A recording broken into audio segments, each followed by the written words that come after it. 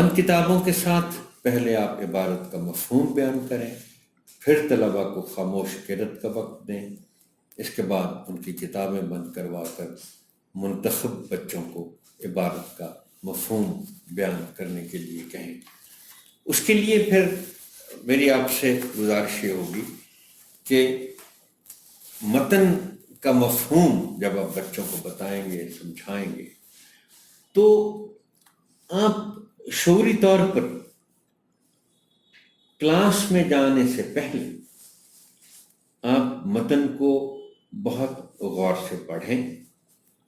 اور آپ اس زاویے سے سوچیں، یہ مت سوچیں کہ مجھے کیا نہیں پتا، یہ سوچیں کہ اس متن کو پڑھتے ہوئے اس کے مفہوم کو سمجھنے کے لیے بچوں کے لیے کیا مشکل پیش آئے گی، کون سا لفظ ہے جو بچوں کو سمجھ نہیں آئے گا، کون سا جملہ ہے اور اس جملے کے اندر کون سے پوشیدہ معنی ہیں جو بچوں کو سمجھ نہیں آئیں گے، تاکہ آپ پھر وہ نوٹ کر کے اور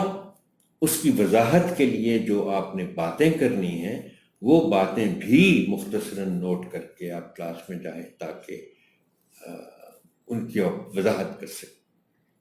مثال کے طور پر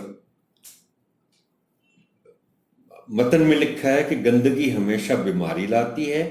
جس سے صحت خراب ہو جاتی ہے، زندگی کا تمام لطف ختم ہو جاتا ہے۔ اب بچے جب اس کو پڑھیں گے تو وہ شاید سوچیں کہ زندگی کا لطف کیسے ختم ہو گیا، تو یہ آپ پھر نوٹ کر کے جائیں گے کہ آپ نے اس کی وضاحت کرنی ہے، اور یہ اس کو کہتے ہیں نا کہ ایک چین بنتی ہے۔ گندگی بیماری لاتی ہے، بیماری سے اب آپ چند الفاظ کا انتخاب کریں اور بچوں سے کہیں کہ وہ ان الفاظ کو استعمال کرتے ہوئے اپنے جملے لکھیں، آپ ان کے جملوں کی اصلاح کریں اور پھر نمونے کے طور پر خود بھی